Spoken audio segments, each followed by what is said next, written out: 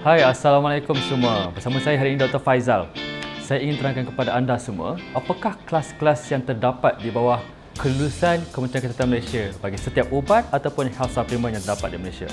Tahukah anda sebenarnya setiap ubat ataupun health supplement yang dijual di pasaran Malaysia perlu mendapatkan kelulusan daripada Kementerian Kesihatan Malaysia, dan setiap kelulusan tersebut akan diklasifikasikan mengikut kelas-kelas yang berbeza.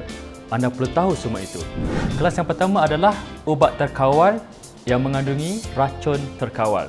Contoh dia adalah seperti ubat darah tinggi, ubat kencing manis, antibiotik dan sebagainya. Maksudnya di sini, sekiranya anda ingin mendapatkan ubat-ubat tersebut, anda perlu berjumpa doktor dan mendapatkan preskripsi daripada doktor tersebut. Yang kedua, kelas X, iaitu ubat tetapi tiada mengandungi racun terkawal.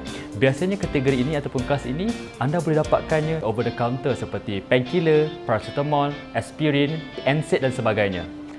Kelas yang seterusnya adalah health supplement N. Untuk kelas seperti ini, ia perlu mendapat kelulusan daripada KKM juga.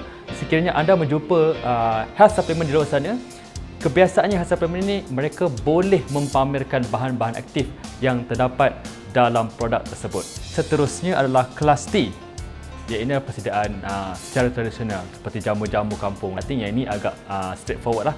Dan seterusnya adalah kelas H, iaitu ubat veterina. Basically ubat-ubat untuk haiwan lah. So far faham? Very good. Okey, untuk memudahkan pemahaman anda, saya nak bagi contoh tentang satu nombor klasifikasi Kementerian Kesihatan Malaysia. Seperti yang anda lihat apa yang tertera di bawah ini, okey, dia ada MAL, nombor digit dan seterusnya ada capital letter di sini. Okey, saya ingin fokuskan atau bawakan anda kepada bahagian kedua huruf yang terakhir dahulu. Kita bermula dengan huruf yang pertama. Okey, sekiranya anda nampak N di situ, ia bermaksud klasifikasi health supplement.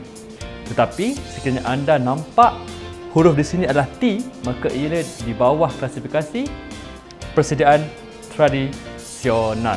Saya nampak berlaku banyak kekeliruan di luar sana antara health supplement dengan jamu ataupun persiapan yang secara tradisional. Penting untuk anda bezakan antara produk di bawah klasifikasi N dan T. Kenapa? Sebab di luar sana terlalu banyak produk-produk yang mereka klaim sebagai health supplement, tapi sebenarnya tidak.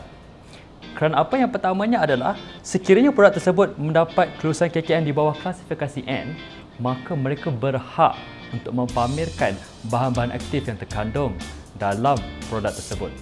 Tetapi sekiranya produk tersebut adalah di klasifikasi T, iaitu persediaan tradisional, maka mereka tidak berhak dan tidak boleh untuk mempamerkan apakah bahan-bahan aktif yang terkandung dalam produk tersebut.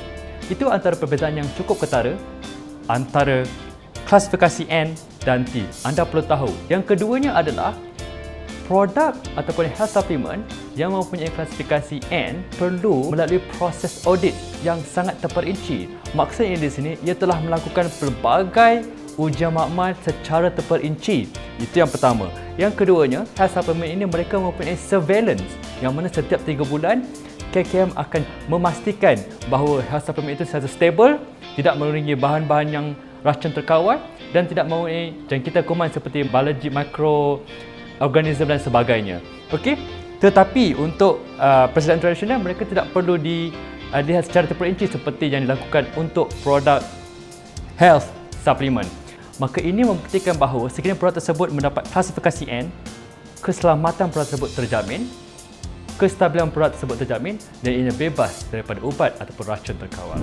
Sekarang saya nak terangkan kepada anda apakah maksud huruf yang kedua, C di sini, ataupun huruf lainlah yang akan saya terangkan sebentar nanti. Ada 6 jenis klasifikasi untuk kategori huruf yang kedua. Dan ia merujuk kepada apa?